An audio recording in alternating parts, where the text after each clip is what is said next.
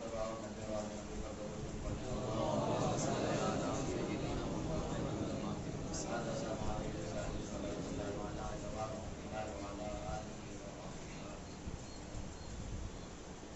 अल्लाह रब्बुल इज्जत का बेपनाह शुक्र एहसान कि अल्लाह रब्बुल इज्जत ने हमें उसके हबीब सल्लल्लाहु तआला अलैहि वसल्लम का चाहने वाला बनाया और आपसे अक़ीदत व मोहब्बत रखने वाला मोमिन बंदा बनाया। रसूल अकरम सल्लल्लाहु तआला अलैहि वसल्लम से मोहब्बत हमारे दिलों में आ जाना ये अल्लाह की बहुत बड़ी नेमत है कि अल्लाह के हबीब की मोहब्बत अल्लाह ने यानी खुदा जिससे राज़ी है, खुदा जिनको हबीब बनाया है, खुदा के जो महबूब हैं उनको अगर खुदा ने हमारा महबूब बना दिया तो ये हमारी खुशकिस्मती। खुदा ने अगर हमें उनकी मोहब्बत अता फरमा दी तो ये हमारी खुशकिस्मती।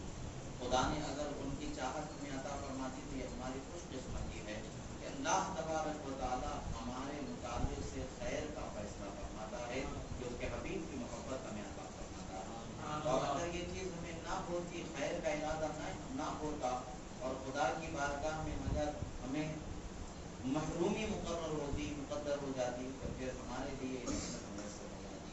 अल्लाह का फज़्ल है कि अल्लाह ने हमें नेमत अज़ीमा से सरफराज फरमाया और उसके हबीब सल्लल्लाहु तआला अलैहि वसल्लम की सच्ची मोहब्बत करने वाला बनाया। अज़ीज़ान महतरम, रसूल अकरम सल्लल्लाहु तआला अलैहि वसल्लम की सराफा ज़ात अक़दस अल्लाह तबारक व तआला ने मुअज़्ज़ज़ा ही मुअज़्ज़ज़ा बनाया।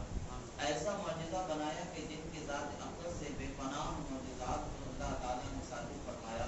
यहाँ तक कि बुजुर्गों ने यही फरमा दिया कि तमाम अंबिया-ए-किराम को जितने मुअज़्ज़ज़े मिले थे,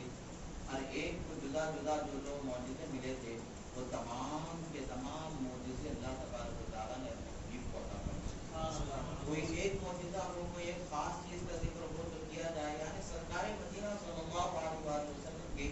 ज़िंदगी का हर पहलू अल्लाह तबारक व तआला ने मुअज़्ज़ज़ा ही मुअज़्ज़ज़ा किया। जिस पहलू से देखें आप रसूलुल्लाह सल्लल्लाहु अलैहि वसल्लम की ज़िंदगी मुअज़्ज़ज़ा है। और आपके ज़ात मुबारका में तो अल्लाह तबारक व तआला ने बेपनाह बरकतें रखी, बेपनाह बरकतें रखी कि आपके जिस्म से मस होने वाली हवा में अल्लाह ने बरकत रखी, आपके जिस्म से निकलने वाली खुशबू में अल्लाह ने बरकतें रखी, आपके जिस्म से निकलने वाले पानी में अल्लाह ताला ने बरकतें रखी, आपके जिस्म से ताल्लुक़ रखने वाली हर चीज़, हर निस्बत में अल्लाह तबारक व तआला ने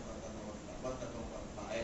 और अल्लाह के रसूल सल्लल्लाहु तआला अलैहि वसल्लम के दस्ते मुबारक की जब बात आ जाती है तो हैरान हो जाते हैं लोग कि किस कदर अल्लाह के रसूल सल्लल्लाहु तआला अलैहि वसल्लम का ये दस्ते मुबारक है कि किस कदर इसमें बरकतें अल्लाह तबारक व तआला ने अता फरमाई हैं कि लोग क़यामत तक के देख देख करके हैरान हो जाते हैं कि आखिर ये दस्ते मुबारक की बरकतें कैसी हैं जो अल्लाह के रसूल सल्लल्लाहु तआला अलैहि वसल्लम में अल्लाह ने जारी फरमाया है कि वो बरकतें ऐसी के देखने वाले हैरान और परेशान हो जाते हैं कि आखिर ये बरकतें भी कैसी हैं, ये बरकतों की समझ में न आने वाली कैफियत भी कैसी है। इसी मौजिज़े से देखने के बाद जब हम देखते हैं, मौजिज़ात को जब हम देखते हैं तो इंसान का दिल और रूह को सुकून मिलता है, ईमान को ताजगी मिलती है और ज़हन व फिक्र के अंदर जिला अल्लाह तबारक व तआला अता फरमाता है। रहमतों और बरकतों का जिंदगी के अंदर एक खुशगवार फितरी तौर पर अफकार व नजरियात का माहौल पैदा हो जाता है कि जिससे इंसान बुराई से बचने और नेकी के साथ अपने आप को वाबस्ता रखने पर कामयाब हो जाता है। रसूल अकरम सल्लल्लाहु तआला अलैहि वसल्लम की शान अक़दस में अल्लाह के रसूल सल्लल्लाहु तआला अलैहि वसल्लम इरशाद खुद अपने मुतालिक से बयान फरमाते जो नेमतें अल्लाह ने उन्हें अता फरमाई है, फरमाते हैं कि इन्नी उतीतु मफातिह ख़ज़ाइनिल अर्ज़ि व मफातिहल अर्ज़ि। ये रिवायतों के इख्तिलाफ के साथ हदीस मुबारका है, बुखारी शरीफ में भी है, मुस्लिम शरीफ में भी हदीस मुबारका है कि जिसको रसूल अकरम सल्लल्लाहु तआला अलैहि वसल्लम यूं बयान फरमाते हैं कि अल्लाह तबारक व तआला ने मुझे ज़मीन के तमाम खजानों की कुंजियां अता फरमा दी और ज़मीन के कुंजियां अल्लाह ने अता फरमा दी। यानी दस्ते मुबारक में अल्लाह तबारक व तआला ने ज़मीन के मामले को रख दिया कि जैसा वो चाहे ज़मीन के मामले के अंदर इख्तियार फरमाना चाहे फरमाने। अल्लाह तबारक व तआला ने उन्हें कुल की कुंजी अता फरमा दिया, जो इरादा फरमाते उसको जारी फरमा दे। इसी तरीके से दूसरी रिवायत में जो हज़रत अबू हुरैरा की हुती दो ख़ज़ाइनिल अर्ज़ि फरमाते हैं कि मुझे जमीन के तमाम खजानों की कुंजियां अता फरमा दी गई, यूं कि मेरे हाथ में कुंजियों को ला करके अल्लाह तबारक व तआला ने आपके दस्त मुबारक में खैर को इस कदर रख दिया कि वो कुंजियों को ला कर दिए जाने का जिक्र फरमाया गया। روایت میں آتا ہے کہ رسول اکرم صلی اللہ تبارک و تعالی علیہ وسلم کو جب یہ نعمت اللہ تبارک و تعالی نے عطا فرما دی ہے تو زمین کی حکومت بھی تو عطا فرمائی گئی ہوگی، تبھی اس کو یہ نعمتیں ملی ہوں گی۔ یہ کہاں انصاف اور عقل کی بات ہے کہ رسول اللہ صلی اللہ تعالی علیہ وسلم کو خدا زمین کا مالک بنا دے اور زمین پر ان کا تصرف نہ چلے؟ یہ تو ہو ہی نہیں سکتا ہے۔ اختیار تو خدا انہیں عطا فرما رہا ہے، جب اختیار خدا نے عطا فرما دیا تو مصطفیٰ پیارے صلی اللہ علیہ وسلم کا تصرف بھی تو نظر آئے گا۔ تصرفات کے ایسے منظر دیکھے جائیں گے کہ جو قیامت تک کے حیران رہنے والے حیران ہی رہ جائیں گے، سمجھ میں نہ آنے والے سر توڑ توڑ کر کے حیران ہی رہ جائیں گے کہ یہ کیسی نعمتیں اور یہ کیسی عظمتیں اور یہ کیسے تصرف ہے جو اللہ تبارک و تعالیٰ نے عطا فرمایا۔ رسول اکرم صلی اللہ تعالی علیہ وسلم کی بارگاہ میں ایک مرتبہ فرماتے ہیں کہ ایک صحابی آ کر کے عرض کرتے ہیں کہ یا رسول اللہ صلی اللہ تعالی علیہ وسلم، کہ رسول اکرم صلی اللہ تعالی علیہ وسلم کی بارگاہ میں ایک صحابی آ کر کے عرض کرتے ہیں یا رسول اللہ صلی اللہ تعالی علیہ وسلم، میری جو گھوڑی ہے بہت کمزور ہے اور بہت پیچھے پیچھے چل رہی ہے۔ ایک جنگ سے رسول اکرم صلی اللہ تعالی علیہ وسلم واپس ہو رہے تھے اور انہوں نے دیکھا کہ ایک صحابی رسول صلی اللہ تعالی علیہ وسلم ہیں جن کی گھوڑی جو ہے ایک غزوہ سے تشریف لا رہے تھے، جو گھوڑی کے اندر بہت ہی زیادہ کمزوری تھی، بہت دبلی پتلی تھی، وہاں پر خود کو کھانے کے لیے کچھ میسر نہیں ہے، تو گھوڑوں کو کھلا کر کے پالنے کے لیے روز اس کو چنا کھلاؤ، روز اس کو دانا کھلاؤ، روز اس کو تیار کرو، یہ کہاں کا وہاں ماحول بنا ہوگا کہ کئی دن تو ان کے گھروں میں فاقے سے گزر جایا کرتے تھے، کئی دن تو وہ خود بھوکے رہ جاتے تھے، جو کچھ گھاس پھوس مل جائے اس کو قدرتی طور پر وہ کھا لیے نہیں تو وہ بھی فاقے سے، یہ بھی فاقے سے، مالک بھی فاقہ کے ساتھ اور گھوڑا بھی فاقے کے ساتھ زندگی گزارنے والے وہ اللہ تبارک و تعالیٰ کی بارگاہ میں شکر گزار بندے تھے جو اسی طریقے سے زندگی گزارا کرتے تھے۔ حضرت جعیل ان کا نام ہے کہ یہ فرماتے ہیں کہ رسول اکرم صلی اللہ تعالیٰ علیہ وسلم ایک مرتبہ مجھ پر کرم فرما دیا اور میرے طرف توجہ فرمائی اور فرمایا کہ جعیل کیا معاملہ ہے کہ تمہاری سواری بہت پیچھے رہ جا رہی ہے، تم آگے نہیں آ پا رہے ہو، سب کے ساتھ مل کے نہیں چل پا رہے ہو؟ عرض گزار ہوتے ہیں کہ یا رسول اللہ صلی اللہ تعالیٰ علیہ وسلم، بات اتنی سی ہے کہ جو میری گھوڑی ہے، قلت یا رسول اللہ عجفا ضعیفا فرفع رسول اللہ صلی اللہ علیہ وسلم مخفضا معه فضربها فقال اللهم بارك له فيها۔ فرماتے ہیں کہ ایک مرتبہ رسول اکرم صلی اللہ تعالی علیہ وسلم کی بارگاہ میں جو حضرت جعیل صحابی تھے وہ ارشاد فرماتے ہیں کہ سرکار دو عالم صلی اللہ تعالی علیہ وسلم میری طرف توجہ فرمایا، پوچھا کہ جعیل کیا معاملہ ہے کہ تمہاری گھوڑے اور یہ جو تمہاری سواری ہے بہت پیچھے رہ جا رہی ہے؟ عرض کرتے یا رسول اللہ بہت دبلی ہے، بہت کمزور ہے اور اس میں جان اور طاقت نہیں ہے، یہی وجہ ہے کہ میں اس کی وجہ سے پیچھے رہ جا رہا ہوں۔ رسول اکرم صلی اللہ تعالی علیہ وسلم نے اپنے ہاتھ میں جو چھڑی تھی جس سے جانور کو ہکالنے کے لیے، مارنے کے لیے، سواری کے لیے استعمال کیا جاتا ہے، گھوڑے پر بیٹھو یا اونٹ پر بیٹھو تو ایک چھوٹی سی چھڑی ہوتی ہے کہ جس سے جانور کو اشارہ دیا جاتا ہے کہ آگے بڑھنا ہے اور اس کے ساتھ سفر کرنا ہے۔ رسول اکرم صلی اللہ تعالی علیہ وسلم نے جب اس چھڑی سے اس گھوڑی کو رسول اکرم صلی اللہ تعالی علیہ وسلم نے ایسے ہی مارا ہی تھا جیسے ہی اس کو چھوا تھا رسول اللہ صلی اللہ تعالی علیہ وسلم نے، مارنے کے بعد یہ نہیں کہ اس سے خون نکل جائے، اس کے اندر ہی آ جائے، بس رسول اللہ صلی اللہ تعالی علیہ وسلم نے اپنے دست مبارک میں جو چھڑی ہے اس چھڑی کو اس گھوڑی سے لگا دیا۔ یہ کہنا زیادہ مناسب ہوگا کہ رسول اکرم صلی اللہ تعالی علیہ وسلم نے اس گھوڑی کو جیسے کہ سواری ہونے کے بعد میں سواری کو تیز چلنے کے لیے، آگے بڑھنے کے لیے اشارہ دیا جاتا ہے، ایسے ہی اس چھڑی سے رسول اللہ صلی اللہ تعالی علیہ وسلم نے اس گھوڑی کو اشارہ عطا فرمایا۔ جیسے ہی رسول اکرم صلی اللہ تعالی علیہ وسلم کی چھڑی اس گھوڑی کو لگ جاتی ہے، اس کے اندر اس قدر اللہ تبارک و تعالیٰ پھرتی عطا فرما دیتا ہے، اس قدر اس کے اندر تو اس کے چستی آ جاتی ہے کہ گویا کہ وہ ہواؤں سے باتیں کرنے والا، اس قدر تیز رفتاری سے وہ بڑھنے لگ جاتی ہے کہ جس کا تصور بھی نہیں کیا جاتا ہے۔ امام بیہقی نے قصائص کبریٰ میں روایت فرمایا ہے، رسول اکرم صلی اللہ تعالی علیہ وسلم کی بارگاہ میں وہ صحابی جو تھے وہ عرض کرتے ہیں کہ یا رسول اللہ صلی اللہ علیہ وسلم میری گھوڑی کمزور ہے، بیمار ہے، لاغر ہے، تو رسول اللہ نے چھڑی لگایا، رسول اللہ صلی اللہ تعالی علیہ وسلم نے نہ اسے دانا ڈالا، رسول اللہ صلی اللہ علیہ وسلم نے نہ اسے گھاس کھلایا، نہ اسے پانی پلایا گیا، نہ کوئی اور اس کے لیے دوائی کا کوئی سامان کوئی انتظام کیا گیا، جو عام طور سے انسانی فطرت کا جو تقاضا ہوتا ہے، دنیاوی زندگی اور اس کی فطرت کا جو تقاضا ہوتا ہے، کسی بھی چیز کے اندر بہتری اور صلاح کے لیے، اصلاح کے لیے دھیرے دھیرے اس کو بڑھایا جاتا ہے، غذا سے کنٹرول کیا جاتا ہے، دوا سے کنٹرول کیا جاتا ہے، ایسا کچھ کچھ بھی نہیں یہاں پر ہوا. رسول اللہ صلی اللہ علیہ وسلم کے دستے مبارک کا تعلق اس چھڑی سے تھا. اس چھڑی نے اس گھوڑی کو جیسے ہی چھو لیا گویا کہ اس کے اندر ایک کرنٹ تھا جو دوڑ گیا اسے تیز اور چالا. رسول اللہ صلی اللہ علیہ وسلم کے بعد میں وہ صحابی عرض کرتے ہیں یا رسول اللہ, وہ صحابی عرض کرتے ہیں کہ اس کے اندر اللہ تبارک و تعالیٰ نے اتنی برکتیں عطا فرمائی, سرکار کی دعا کی برکت سے اتنی برکتیں عطا فرمائی کہ بے حد اللہ نے اس گھوڑی سے مجھے اولاد عطا فرمائی, اور کم و بیش میں نے 12,000 سونے یا چاندی کے سکوں کی قیمت کے برابر میں نے اس کو آگے بیچتا رہا, فائدہ اٹھاتا رہا. ایک نہیں دو نہیں 12,000 سونے کے سکے ہو یا 12,000 اس زمانے کے چاندی کے سکے ہو, اس کا بھی اعتبار کر لیا جائے تو اس کے اولاد میں اللہ تبارک و تعالیٰ نے اتنی برکتیں عطا فرمائی کہ 12,000 چاندی کے سکے ہی اگر اس زمانے کے خلیل کم ترین سے جو نقدی جو اس زمانے میں چلتی تھی, دو ہی نقدی چلتی تھی, سونے کے سکے چلتے تھے, چاندی کے سکے چلتے تھے. ہم کم پر ہی اگر بات کر کے چل جاتے ہیں تو 12,000 اس پر لیا جائے تو ایک سکہ جو ہے کم و بیش 1 تولے کا ہوتا ہے, یعنی 12,000 تولے چاندی جس سے انہوں نے کمایا. کم سے کم یہ ہم تصور کر سکتے ہیں. اللہ کے رسول صلی اللہ تعالی علیہ وسلم نے انہیں جو برکتیں عطا فرمائی ہے وہ برکت کے لیے نہ گھر سے سونا اٹھا کے لا کے دیا ہے, نہ گھر سے چاندی اٹھا کر کے لا کے دیا ہے, نہ زمین کا ٹکڑا اٹھا کر کے دیا ہے, کچھ بھی انہیں نہیں عطا فرمایا گیا, بلکہ رسول اللہ صلی اللہ تعالی علیہ وسلم نے اپنے دست مبارک سے نسبت جس چھڑی کو ہو گئی تھی اس چھڑی کو اس گھوڑے کو لگا دیا تو اللہ تبارک و تعالیٰ نے اس میں برکت عطا فرما دی. تو سوچنے کی بات ہے کہ اللہ کے رسول صلی اللہ تعالی علیہ وسلم کے دست مبارک میں یہ نعمت اور یہ برکت کیسے ہے. اللہ نے قرآن مجید میں ارشاد فرما دیا ید اللہ فوق ایدیہم, اللہ کا دست قدرت ان کے ہاتھوں پر ہے. رسول اللہ صلی اللہ تعالی علیہ وسلم کے ہاتھوں پر دست قدرت اللہ تبارک و تعالیٰ کا ہے, یعنی رسول اللہ صلی اللہ تعالی علیہ وسلم کا ہاتھ دیکھنے میں ہے مگر اس ہاتھ کی قوت رب ذوالجلال کی ایسی قوت ہے کہ جو چاہے وہ اس سے جاری فرما دے, جیسا ارادہ فرما دے اسی طریقے سے ہو, خاص طریقے سے ہی جاری ہو, خاص طریقے پر بھی اس کا اجرا ہو, ایسا کوئی ضروری نہیں ہے. بلکہ اللہ کے رسول صلی اللہ تعالی علیہ وسلم جس طرح چاہے وہ چیز اس طریقے سے ہو جایا کرتی ہے. اب یہاں پر دیکھیے ایسے ہی فتح مکہ کے وقت رسول اللہ صلی اللہ تعالی علیہ وسلم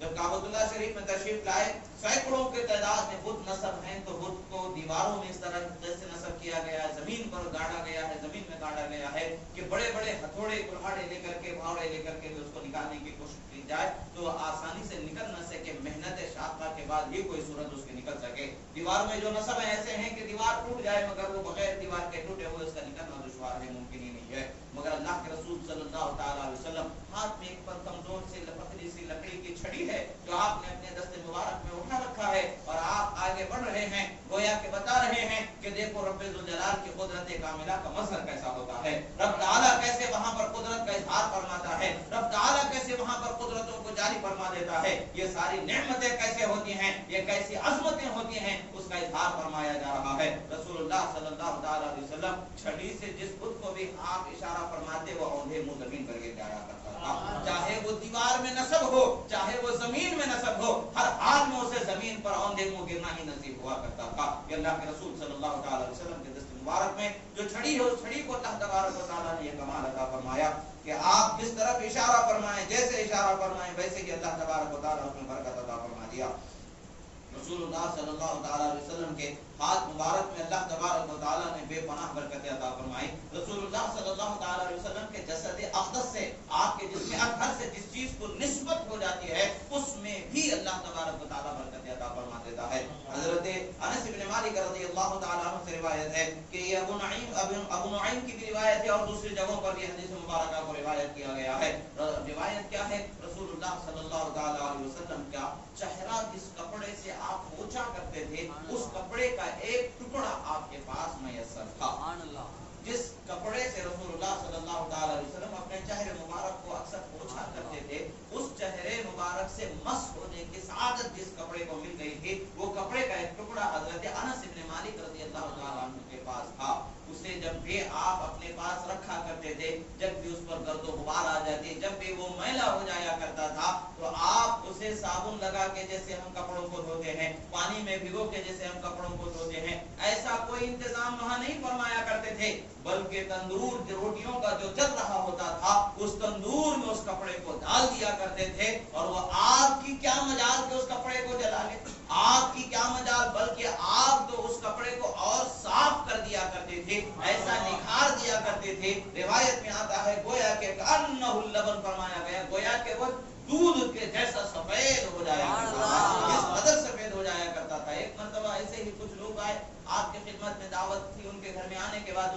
میں بھی ایسا ہی معاملہ ہو گیا. وہ لوگ حیران ہو کر کے پوچھنے لگے کہ حضرت یہ کیا معاملہ ہے, ماجرا کیا ہے, اس کپڑے مبارک کا کیا ماجرا ہے. حالانکہ آگ کی فطرت تو یہ ہے کہ جلا دینا. اللہ نے آگ کو جلانے والا بنایا ہے, پانی کو پیاس بجھانے والا بنایا ہے. ہر ایک میں اللہ نے الگ صفت رکھی ہے. یا آگ کا کام ہی جو دنیا کی فطرت اللہ نے جاری رکھی ہے, آگ کی فطرت جو اللہ نے بنائی ہے وہ جلانا ہی اس کی فطرت اللہ نے رکھی ہے. جو بھی چیز اس کے سامنے آ جاتی ہے, جو بھی چیز اس کے پاس آ جاتی ہے, جس سے بھی اس کا ٹچ ہو جانا ہوتا ہے تو فوراً اسے جلا کر کے خاک کر دیا کرتی ہے. مگر یہ ماجرا کیا ہے, یہاں ہم دیکھ رہے ہیں کہ آگ جلا نہیں رہی ہے بلکہ کپڑا اور صاف اور سفید ہوتا نظر آ رہا ہے. آپ ارشاد فرماتے ہیں کہ سنو, یہ وہ کپڑا ہے جسے رسول اللہ صلی اللہ علیہ وسلم کے چہرے کو لگ جانے کے ساتھ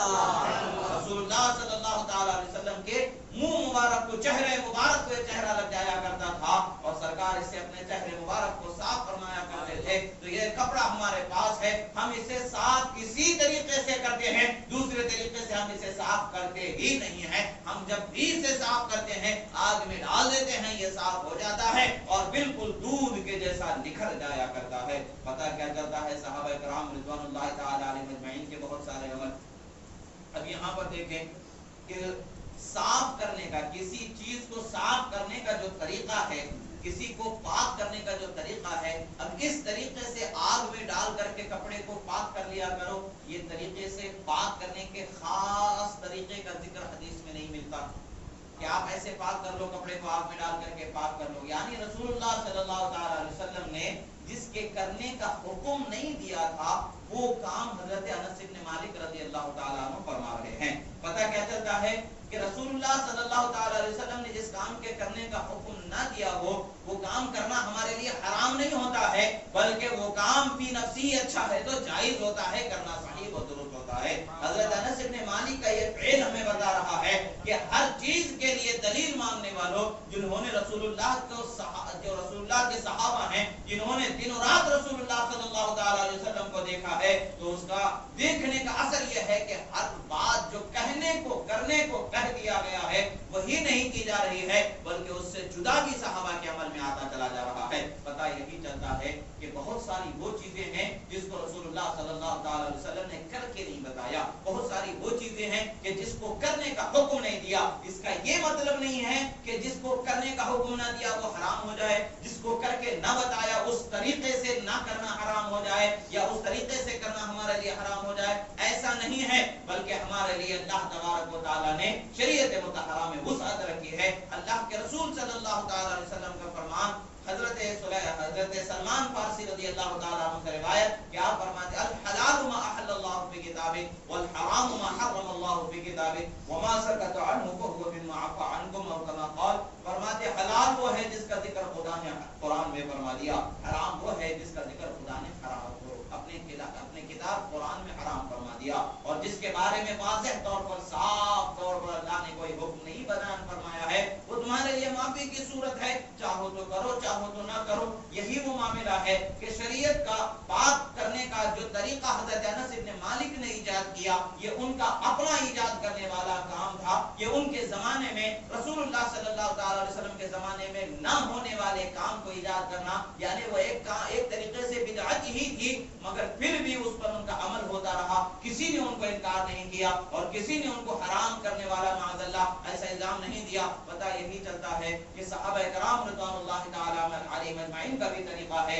کہ جس طریقے سے جو اس زمانے میں انہوں نے رائج کیا, اگر وہ طریقہ قرآن و سنت کے خلاف نہ آتا ہو, قرآن و سنت کے ٹکراؤ میں, مقابل میں نہ آتا ہو, تو وہ ہمارے لیے جائز ہو جاتا ہے, کرنا درست ہو جاتا ہے. جو قرآن و سنت کے خلاف کھڑا ہو جائے وہ کام ہمارے لیے ناجائز و حرام ہو جاتا ہے. یعنی جس کے کرنے پر ہمیں قرآن سے منع کا کوئی حکم آ جائے, یا اس کے جیسے کسی طریقے پر منع کا حکم آ گیا ہو, اس طریقے کی باریکیاں ہوتی ہیں جو ہر طریقے سے سمجھ میں نہیں آتی ہیں. صرف زبان سے ہر بدعت کو حرام کہہ دینا, اگر یہی کہتے چلے جائیں گے تو دنیا میں انسان زندگی گزار بھی نہیں سکتا. ہم تو کیا ہے, ہم سے پہلے والے لوگ بھی زندگی گزارے ہیں تو وہ بھی پھر گناہگار ہو جائیں گے. ان سے پہلے والے جنہوں نے زندگی گزاری وہ بھی گناہگار ہو جائیں گے. ان سے پہلے والے جنہوں نے زندگی گزاری وہ بھی گناہگار ہو جائیں گے. یعنی صحابہ کرام کی ایجادات و بدعات سے لے کر کے آج تک کے ہر وہ نیا طریقہ جو زمانے رسول صلی اللہ تعالی علیہ وسلم میں نہ رہا ہو, اس کے عمل کرنے والا اگر گنہگار ٹھہرائیں گے تو اس زمانے سے لے کر کے آج کے زمانے تک کے کوئی فرد گناہ سے نہیں بچ سکتا ہے، اور ایسا ہونا بالکل ہی غلط ہے اور ممکن ہی نہیں ہے کہ اللہ تبارک و تعالیٰ نے اپنی شریعت کی بھی حفاظت فرمائی ہے اور اپنے نیک بندوں کی بھی حفاظت فرمائی ہے اور ان کے عمل کی بھی اللہ تبارک و تعالیٰ نے حفاظت فرمائی ہے۔ صرف زبان درازی کر لینے سے اور اللہ اور اس کے رسول صلی اللہ تعالیٰ علیہ وسلم کے احکام پر اپنے آپ کو جری و بے بات کر لینے سے مسئلے کو آپ حلال و حرام ثابت نہیں کر سکتے ہیں، بلکہ خود ہی اپنا ٹھکانہ بنانے والے جہنم میں ہو جائیں گے، جو اپنے آپ کو ہلاکت میں اور بربادی میں ڈالنے والے ہو جائیں گے۔ یہی چیز ہے کہ شریعت مطہرہ کو سمجھنے کے لیے رسول اکرم صلی اللہ تعالی علیہ وسلم کے کلمات مبارکہ کو، قرآن مجید کے کلمات مبارکہ کو، صحابہ کرام رضوان اللہ علیہم اجمعین کے عادات و اطوار مبارکہ کو جاننا ضروری ہوتا ہے، تب جا کر کے ہمیں صحیح معنوں میں مسئلے کے علت و حرمت میں سمجھنے میں ہمیں صحیح معنوں میں رہنمائی ہو سکتی ہے۔ رسول اکرم صلی اللہ تعالی علیہ وسلم کے بارگاہ میں حضرت براء ابن عازب رضی اللہ تعالی عنہ فرماتے ہیں کہ جب حضرت عبداللہ ابن عتیق رضی اللہ تعالی عنہ ابو رافع یہودی کے مکان پر گئے تھے جو رسول اللہ صلی اللہ تعالی علیہ وسلم کا دشمن تھا، رسول اللہ صلی اللہ تعالی علیہ وسلم کے ساتھ وہ بہت غلط طریقے سے زبان درازی کیا کرتا تھا۔ موقع ایک مرتبہ جنگ کا آ گیا، اسے قتل کرنے کی بات تھی، سزا دینے کی بات تھی اس کو، وہ زمانہ وہی تھا، رسول اکرم صلی اللہ تعالی علیہ وسلم کا زمانہ تھا اور سلطنت اسلامیہ کا زمانہ ہے، اور وہاں پر احکام کا نفاذ کرنا اور احکام کا جاری کرنا یہ سلطان اسلام یا رحمت للعالمین صلی اللہ تعالی علیہ وسلم بذات خود وہاں پر احکام کے اللہ کے جاری کرنے والے، آپ سلطان کی حیثیت بھی رکھتے ہیں، آپ شارع علیہ السلام کی حیثیت یقیناً رکھتے ہیں، ہر طریقے سے اللہ تبارک و تعالیٰ کے احکام کو جاری کرنے کی صلاحیت اور اس معاملات کے اجرا میں جو چیزوں کی ضرورت تھی، جو شرائط کا ہونا ضروری تھا، وہ سب کے سب بدرجہ عدم وہاں پر موجود تھے۔ بہرحال تو جنگ کا ہی موقع تھا کہ جب یہ معاملہ ہوا، اسے قتل کرنے کی بات آئی، وہ ساز باز کر کے مدینے میں دشمنوں کو گھسانے کا ارادہ کر رہا تھا اور دشمنوں کو مدینے شریف میں آ کر کے گھروں کو برباد کرنے کا راستہ بنانے کا ارادہ کر رہا تھا، ساز باز کر رہا تھا۔ اس کے ساز بازی کا جب پتہ چل گیا تھا، جب اس کی غداری کا وطن کے ساتھ غداری کرنے کا پتہ چل گیا تھا، تو اس کے ساتھ معاملات سخت کیے جانے تھے، تو آخر کار چند صحابہ کی جماعت نکلتی ہے، اس کا جو مقام تھا اس مقام تک اسے پہنچانے کے لیے صحابہ کرام کی جماعت نکلتی ہے۔ ان میں سے ایک حضرت عبداللہ ابن عتیق رضی اللہ تعالی عنہ ہیں، جو دشمن خدا اور دشمن رسول کو قتل کرنے کے ارادے سے نکلتے ہیں۔ جب آپ آگے بڑھتے ہیں اور اس کے گھر میں پہنچ جاتے ہیں، یہاں تک کہ اس کے اندر مکان میں پہنچ جاتے ہیں، موقع مل جاتا ہے اور آپ اسے کیفر کردار تک پہنچ جاتے ہیں۔ جب واپس آنے کا وقت آ رہا ہے، جب آپ واپس آ رہے ہیں، اس کے گھر کی چھت سے زمین پر کود رہے ہیں، اسی اثنا میں آپ کے پیر کو اس قدر زور سے طاقت لگ جاتی ہے کہ پیر کی پنڈلی کی ہڈی ٹوٹ جاتی ہے اور آپ کا پیر اٹھانا اور رکھنا چلنا دشوار ہو جاتا ہے۔ رسول اکرم صلی اللہ تعالی علیہ وسلم کی بارگاہ میں وہ اسی جب گرم مار لگا ہوا ہے، دوسری وقت پر اپنا جو امامہ تھا اس سے نکال کر کے اس کو باندھ لیتے ہیں اور رسول اکرم صلی اللہ تعالی علیہ وسلم کی خدمت میں حاضر ہو جاتے ہیں، عرض کرتے ہیں یا رسول اللہ صلی اللہ تعالی علیہ وسلم، دشمن کو تو اس کے انجام کو پہنچا دیا گیا، مگر واپس آتے وقت پر میں کود رہا تھا تو پیر پھسل گیا، جس کی وجہ سے صحیح معنوں میں اپنا توازن برقرار نہ رکھ سکا، جس کی وجہ سے میرا پیر کی پنڈلی جو ہڈی تھی وہ ٹوٹ چکی ہے، اب اس میں کافی درد ہو رہا ہے۔ رسول اللہ صلی اللہ تعالی علیہ وسلم نے انہیں کسی سرجن کے پاس جانے کے لیے نہیں کہا،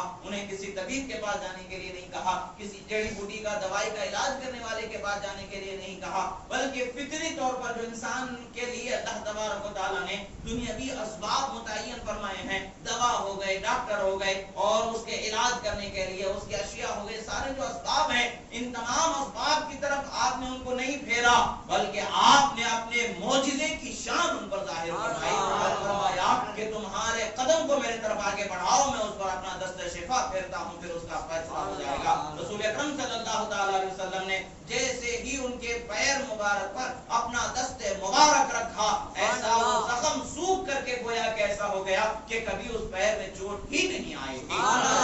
صلی اللہ تعالی علیہ وسلم کے دست مبارک کی برکتیں ہیں جو اللہ کے رسول صلی اللہ تعالی علیہ وسلم کے دست مبارک سے اللہ تبارک و تعالیٰ نے جاری فرمایا، گویا کہ بتایا کہ جب حکم خدا اور حکم رسول ہوتا ہے تو یہاں پر معاملہ جو ہے فی الفور عمل میں آ جاتا ہے۔ فطرت کو اللہ تبارک و تعالیٰ نے دو طریقے سے رکھا، ایک بتدریج اس کی تخلیق ہوتی ہے، نشوونما ہوتا ہے. جیسے کہ بچہ بولنے پیدا ہوتے ہی بولنے نہیں لگ جاتا ہے, پیدا ہوتے ہی دوڑنے نہیں لگ جاتا ہے, پیدا ہوتے ہی بھاگنے نہیں لگ جاتا ہے. تدریج اللہ تبارک و تعالیٰ نے اس میں رکھا ہے. دھیرے دھیرے دھیرے دھیرے دھیرے اس کے اندر, اس کے بناوٹ میں, اس کے جسم میں, اس کے عقل میں, ہوش میں, ہر چیز میں فرق آتے جاتا ہے کہ یہاں تک کہ وہ ایک مقام پر پہنچتا ہے تو وہ مکمل ہو جاتا ہے. وہ یہ ہوتا ہے ایک طریقہ جو تدریج کے ساتھ تعلق ہوتا ہے, اور ایک وہ ہوتا ہے جو اللہ تبارک و تعالیٰ امر کے ساتھ کر دیتا ہے, یعنی حکم ہوتا ہے تو فوراً اس کا اثر ہو جاتا ہے. جس طریقے سے حکم ہے تو فوراً اثر ہونا ہے. حالانکہ فطرت ہے کہ گود کا بچہ بولتا نہیں ہے, مگر اللہ کا حکم ہے. حضرت عیسیٰ علیہ نبینا علیہ السلام گود میں بولتے نظر آ رہے ہیں. ادھر اللہ کے رسول کا حکم ہے تو ایک عورت کے گود کا بچہ چیخ چیخ کر کے گواہی دیتا ہے کہ اشہد ان محمد عبدہ و رسولہ, میں گواہی دیتا ہوں کہ محمد عربی صلی اللہ تعالی علیہ وسلم اللہ کے سچے بندے اور اس کے رسول ہیں. ایسے ہی رسول اللہ صلی اللہ تعالی علیہ وسلم کا دست مبارک جب امر کے طور پر اس جگہ پر لگ جاتا ہے, گویا کہ اس ہڈی کو بھی پتا ہو گیا ہے کہ اب یہ مجھے دھیرے دھیرے سیدھے ہونے کی بات نہیں کی جا رہی ہے, آرام سے تھوڑا تھوڑا کر کے درست ہونے کی بات نہیں, اسی وقت پر سدھر جانے کا حکم دیا جا رہا ہے, اور اسی وقت پر اس کے اندر تبدیلی رونما ہو جاتی ہے, اور دنیا کو بتا دیا جاتا ہے اللہ کے رسول صلی اللہ تعالی علیہ وسلم پر دست ید اللہ کا سایہ کیسا ہے. وہ کیسا سایہ ہے کہ ید اللہ فوق ایدیہم, اللہ کے دست قدرت ان کے ہاتھوں پر ہے. اللہ کے دست قدرت کا رسول اللہ صلی اللہ تعالی علیہ وسلم کے دست مبارک پر ہونے کا یہی مطلب ہے کہ اللہ تبارک و تعالی کی قدرت اور حمایت رسول اللہ صلی اللہ تعالی علیہ وسلم اور آپ کے غلاموں کے ساتھ کر دیا گیا ہے کہ ہاتھ تو ان نیک بندوں کا ہوتا ہے, مگر حکم جو ہاتھ سے جاری ہوتا ہے گویا کہ خدا کا حکم جاری ہو جاتا ہے. جو مناظر اس سے جاری کر دیے جاتے ہیں گویا کہ حکم خدا سے ظاہر کر دیے جاتے ہیں. ایسے ہی ایک رسول اللہ صلی اللہ تعالی علیہ وسلم کے صحابہ میں سے ایک صحابی تھے, بارگاہ رسالت میں حاضر ہوتے ہیں, عرض کرتے ہیں یا رسول اللہ میری تلوار ٹوٹ گئی. تلوار ٹوٹ گئی ہے, لوہے کو لوہے سے کاٹا جاتا ہے, لوہے کو لوہے سے توڑا جاتا ہے, اور لوہے کے ساتھ لڑنے کے لیے لوہے کا استعمال کیا جاتا ہے. لکڑی سے لوہے کا مقابلہ نہیں کیا جا سکتا ہے, چھڑی سے تلوار کا مقابلہ نہیں کیا جاتا ہے. وہ بھی خوب جانتے ہیں کہ نہ میں چھڑی سے تلوار کا مقابلہ کر سکتا ہوں, نہ ایک ٹوٹی ہوئی تلوار سے ان کا مقابلہ کر سکتا ہوں, کیا کروں کچھ سمجھ میں نہیں آیا. وہ جانتے تھے کہ رسول اللہ صلی اللہ تعالی علیہ وسلم کو اللہ نے فطرت کو بدل دینے کی طاقت عطا فرمائی ہے. کسی چیز کی فطرت کو بدل دینا یہ معجزات مصطفیٰ صلی اللہ تعالی علیہ وسلم میں سے ہے. حاضر ہوتے رسول اللہ صلی اللہ علیہ وسلم کے ہاتھ مبارک میں ایک سوکھی چھڑی تھی جسے رسول اللہ صلی اللہ علیہ وسلم نے انہیں عطا فرما دیا. جیسے ہی ان کے ہاتھ میں وہ چھڑی پہنچتی ہے گویا کہ وہ ایک چمکتی ہوئی تیز دھار والی تلوار کی صورت میں بدل جاتی ہے. آپ فرماتے ہیں کہ میں اس تلوار سے لڑتا رہا یہاں تک کہ جب جہاد اہل الردہ کا زمانہ آیا اس وقت پر میں شہید ہوا. اس وقت تک کہ میں اس چھڑی اس تلوار سے جو رسول اللہ صلی اللہ علیہ وسلم کے ہاتھ میں جو چھڑی تھی اس چھڑی کو جو تلوار ہونا نصیب ہوا اسی تلوار سے میں جنگ کرتا رہا. ایک نہیں دو نہیں کئی جنگیں میں کرتا رہا یہاں تک کہ ان کی شہادت ہو گئی. اور اس تلوار کا نام العون رکھا گیا تھا, یعنی مدد. اس تلوار کو مدد کہا جاتا تھا. اور کہاں سے وہ مدد ملی ہے؟ یقیناً رسول اللہ صلی اللہ تعالی علیہ وسلم کے دست مبارک سے وہ مدد ملی ہے. رسول اللہ صلی اللہ تعالی علیہ وسلم کے دست مبارک کو اللہ تبارک و تعالی نے مددگار بنایا ہے. رسول اللہ کو مددگار بنایا ہے, مومنوں کا مدد کرنے والا بنایا ہے, مومنوں کی پریشانیوں کو دور کرنے والا بنایا ہے, ان کی بے برکتیوں کو بدل کر کے برکت بنا دینے والا بنایا ہے, ان کی پریشانیوں کو خوشحالی میں بدل دینے والا بنایا ہے. حال حقیقت یہی ہے کہ رسول اللہ صلی اللہ تعالی علیہ وسلم کو اللہ نے سراپا رحمت بنایا ہے اور تمام عالم کے لیے رحمت بنایا ہے. ایک ایک شان کو اس قدر اجاگر کیا گیا ہے کہ ہر ہر شان کا بیان, ان کی زندگی اور ان کی شان اقدس کے بیان کے لیے ہم اپنے طور پر جتنا بھی بیان کریں وہ حق تو ناکافی ہی ہوگا. آخر کار یہی کہنا ہوگا لا یمکن الثناء کما کان حقہ, کہ ہمیں یہ طاقت ہی نہیں کہ ہم رسول اللہ صلی اللہ علیہ وسلم کی جتنی تعریف جیسا اس کا حق ہے بیان کرنے کا وہ ہم کر دیں. یہ ہماری اوقات ہی نہیں ہے. بس اتنا ہی ہے کہ بعد از خدا بزرگ تو یہ قصہ مختصر, خدا کے بعد کوئی مرتبہ و شان والا ہے تو آپ ہی کی ذات ہے مصطفیٰ صلی اللہ تعالی علیہ وسلم. اللہ تبارک و تعالیٰ کی بارگاہ میں دعا ہے جو کہا گیا سنا گیا اس پر عمل کرنے کی توفیق عطا فرمائے. کہنے میں سننے میں جو غلطی ہوئی اللہ تبارک و تعالیٰ اسے معاف فرمائے. پروردگار ہم گناہگار ہیں, مولا ہمارے گناہوں کو معاف فرما. ہم خطاکار ہیں, مولا ہمارے خطاؤں کو معاف فرما. ہم پریشان حال ہیں, مولا ہماری پریشانیوں سے ہمیں نجات عطا فرما. اقول قولی ھذا استغفر اللہ لی ولکم ولسائر المؤمنین وما علینا الا البلاغ المبین.